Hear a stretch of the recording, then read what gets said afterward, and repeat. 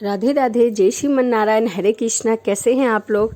आशा करती हूँ कि बिहारी जी की कृपा आप सभी पर बनी रहे, आप सभी स्वस्थ हो, अच्छे हो। इसी कामना के साथ आज हम सुनेंगे पाप की रोटी की कहानी। तो चलिए कहानी को शुरू करती हूँ। यह कहानी एक ऐसे ब्राह्मण की है जिसे ज्ञान, ध्यान, तिलक और माला भले ही विरासत में मिली हो, पर ब्रह्मा नियम का पालन करने की सनक उसकी अपनी थी। और यह सनक ऐसी थी कि रोजाना नियम से वह 4 बजे स्नान करने के बाद ईश्वर की पूजा किया करता था। सुबह, दोपहर, शाम और आधी रात, मौसम चाहे जो भी हो, उसका यह नियम कभी नहीं बदलता था। अनुष्ठान या पूजा पाठ में वह कभी भी दान दक्षिणा नहीं लिया करता था। जिस जजमान के घर अपनी खेती का अन्न और अपनी गाय को वह केवल उसी के लिए भोजन करता, अन्यथा सिर्फ आशीर्वाद देकर लौट जाता। वही मन, अर्थात जैसे खाए अन्न वैसा रहे मन, इस सिद्धांत का वह प्राणपण से पालन किया करता था। सन की ब्राह्मण के रूप में वह दूर दूर तक प्रसिद्ध हो गया, किंतु उसकी इसी सनक के चलते उसका मान सम्मान भी चारों तरफ से बढ़ गया और मान सम्मान चारों ओर फैल गया। उसकी सनक और सम्मान से जो आभामंडल उसकी चमक था, उसने कई लोगों के हृदय में जलन और ईर्ष्या को भी पैदा कर रखा था। ऐसे ही एक पंडित जी और भी थे जिसे सब दिग्गज पंडित के नाम से जानते थे। एक दिन पास ही के गांव में ठाकुर ने सनकी ब्राह्मण को एक अनुष्ठान के लिए आमंत्रित किया। सनकी ब्राह्मण ने अनुष्ठान किया और भोजन करने से इनकार कर दिया, क्योंकि अन्य कहीं जजमान खेतों का ही था। ठाकुर के पास अपने खेत नहीं थे। ठाकुर भी अड़ गया कि अगर ब्राह्मण सनकी है तो मैं भी महासनकी हूँ, ब्राह्मण जिद्दी है तो मैं भी महाजिद्दी हूँ। वेद पुराण हमने भी पढ़े हैं और नियम यही कहता है कि जब तक जजमान भोजन न करे, आज्ञा न दे, ब्राह्मण नहीं जा सकता। आज 7वां दिन है, कब तक भूखा रहेंगे मैं भी देखता हूँ, कब तक यह टिकते हैं।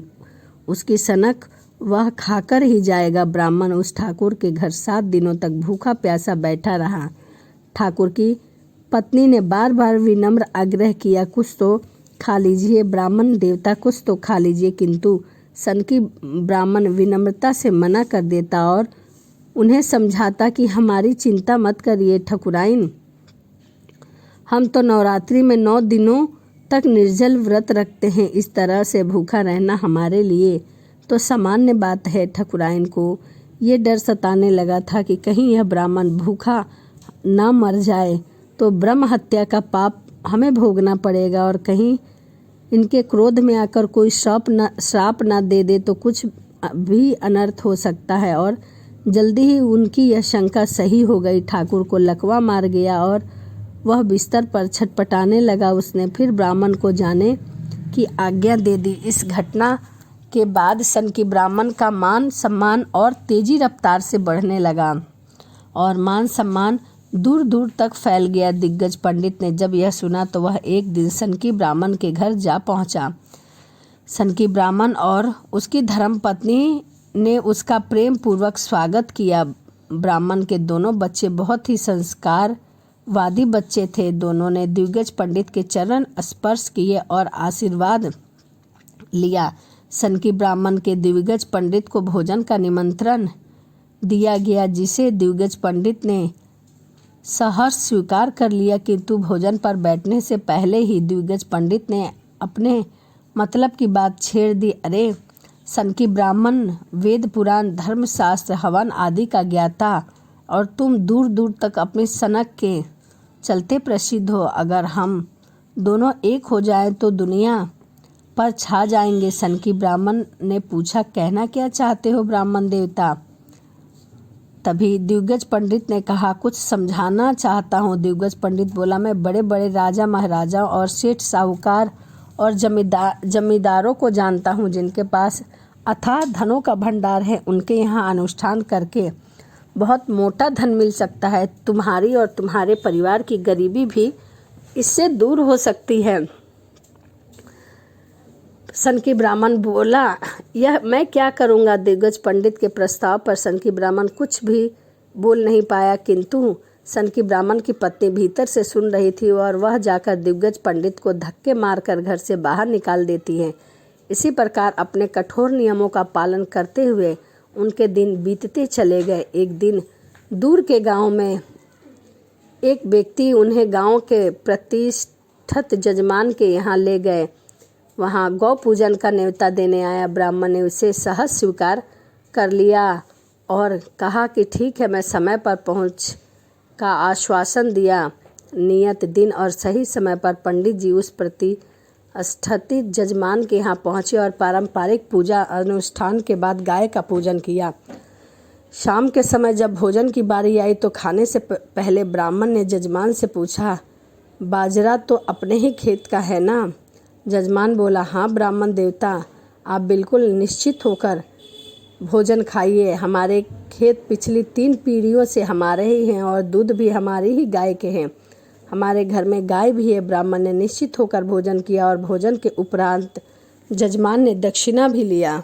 उसके उपरांत जजमान को आशीर्वाद दिया। जजमान में उन्हें सोने के सिक्के भेंट करने की चेष्टा की, किंतु उसने दान दक्षिणा कुछ ज़्यादा नहीं लिया और स्पष्ट कर दिया। जजमान के आग्रह पर उसने केवल उन सिक्कों को अपने हाथ से छुआ ताकि जजमान के घर धन और दौलत ज़्यादा से ज़्यादा बढ़ती रहे। जब सनकी ब्राह्मण उस जजमान के घर से चला गया तब दिग्गज पंडित भीतर वाले कमरे से निकल कर आते हैं और जजमान की ओर देखते हुए जोर जोर से ठहाके लगाकर हंसने लगते हैं और कहते हैं, डाकू के खेत के मोल लिया हुआ बाजरा और चोर के घर से चुराई हुई सोने की मोहरें।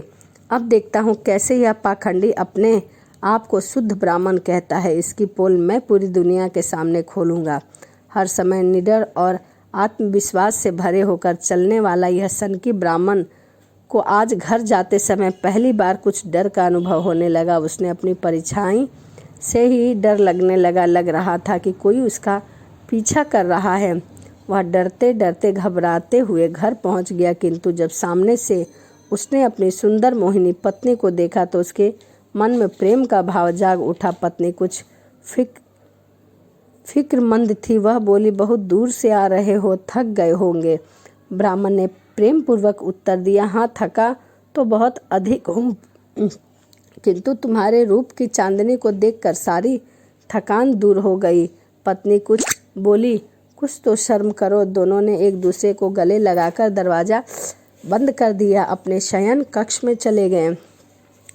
कुछ समय बीता और ब्राह्मण की पत्नी ने एक बच्चे को जन्म दिया। घर खुशियों से भर उठा। दोनों पति पत्नी अपने बच्चों से बेहद प्रेम करते थे। दोनों बड़े भाई बहन बड़े छोटे भाई के साथ खूब खेलते थे। वक्त बीतते गए, वह बच्चे कुछ बड़े हुए और अस्पष्ट होने लगे। अब ब्राह्मण और ब्राह्मणी के दोनों बच्चे जितने सुशील और संस्कारी थे, वह तीसरा बच्चा उतना ही उद्दंड और कपूत। सारा गांव उसकी शिकायतें लेकर दिन रात आया करता था। उसकी माँ के पास आने लगा। ब्राह्मण की पत्नी उसकी जबरदस्त पिटाई किया करती थी। ब्राह्मण को कुछ भी नहीं पता चलने देती थी, कहीं वह गुस्से से मेरे बेटी को बुरी तरह से ना पीट दे। और उसका परिणाम यह हुआ कि वह बच्चा अब छोटी बड़ी शरारतों से उठकर छोटे छोटे अपराध की ओर बढ़ चला। और ब्राह्मणों के सामने बात उस दिन खुली जब आधा गांव इकट्ठा हो गया और उन्होंने ब्राह्मण के छोटे बेटे को पकड़ लिया था, क्योंकि गांव वालों ने उसे दिन दहाड़े चोरी करते हुए पकड़ा था। गांव वालों ने ब्राह्मण पर दुनिया भर के लालन मलामत भेजी, बहुत भला बुरा सुनाया, अपने जीवन भर की कमाई, पूरी प्रतिष्ठा और सम्मान को लुटाया। देख ब्राह्मण टूट गया और जोर से विलाप करने लगा। क्या भूल हो गई मुझसे? कौन सा नियम टूटा मुझसे? जाने अनजाने में मेरे द्वारा किए गए किसी अपराध का ही फल है यह सब। और ऐसा कहकर उसने घर की दीवार पर अपना सिर पटकना शुरू कर दिया। ब्राह्मण अंदर से बहुत चिंतित और दुखी था। उसके सिर से खून की धारा बह निकली। वह लगातार अपना सिर पीटते जा रहा था। सब लोगों ने मिलकर उससे क्षमा मांगी। सनकी ब्राह्मण से भोजन पानी त्याग दिया। गांव वाले ने और उसकी पत्नी ने उसे बहुत समझाया, पर सनकी ने ठान ली कई दिनों तक वह भूखा रहने के बाद उसका शरीर कमज़ोर होता चला गया और वह बिस्तर पर बेहाल भूखा पड़ा रहता था। गांव वाले उसके दर्शन के लिए आया करते थे। उसी भीड़ में वह जजमान भी आया था जिसने उन्हें चोरी का अन्न खिलाया था। उसे देखते ही शनकी ब्राह्मण चिल्लाया, तुम वही हो ना जिसने घर के उस दिन पूजा के लिए बुलाया था, और मैं तुम्हें ही खोज रहा हूँ। बताओ तुमने मुझे क्या खिलाया था उस दिन। वह जजमान रोते रोते बोला, क्षमा करे ब्राह्मण देवता, मेरे दिग्गज पंडित की बातों में आकर मैंने यह अपराध कर दिया था। आपको चोर के घर का अनाज खिलाया। आज 8 वर्ष हो चुके हैं। यह भी ऐसी रात नहीं रही जब मैं चैन से सोया हूँ। रात भर मुझे बुरे बुरे सपने और डरावने सपने आया करते थे। इसीलिए आज मैं आपसे क्षमा मांगने आया हूँ। सनकी ब्राह्मण ने पूछा, दिग्गज पंडित कहाँ है? वह क्यों नहीं आया मुझसे मिलने?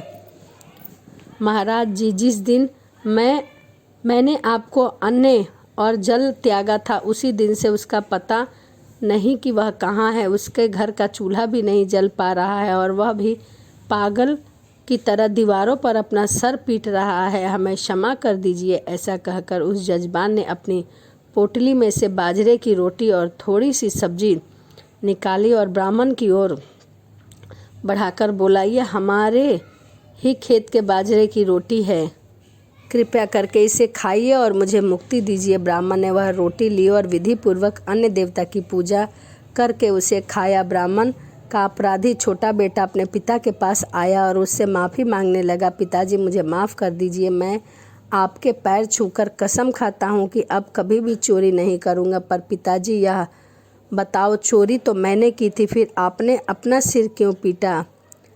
सनकी ब्राह्मण के बेटे के इस सवाल का जवाब किसी और के पास न था। वह आज के समय से हर माता पिता के पास इसका उत्तर होना जरूरी है।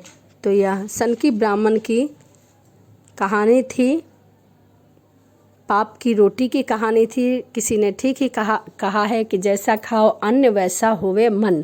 तो इसीलिए हमें शुद्ध और ताज़ा भोजन अवश्य करना चाहिए जिससे हमारा मन शुद्ध रहे, और जब मन शुद्ध रहेगा तो सभी काम अच्छे होंगे। तो वीडियो आपको कैसी लगी कमेंट ज़रूर करिएगा। तो चलिए इसी के साथ वीडियो को समाप्त करते हैं और मिलते हैं अगली वीडियो में। राधे राधे, जय श्रीमन नारायण, हरे कृष्णा।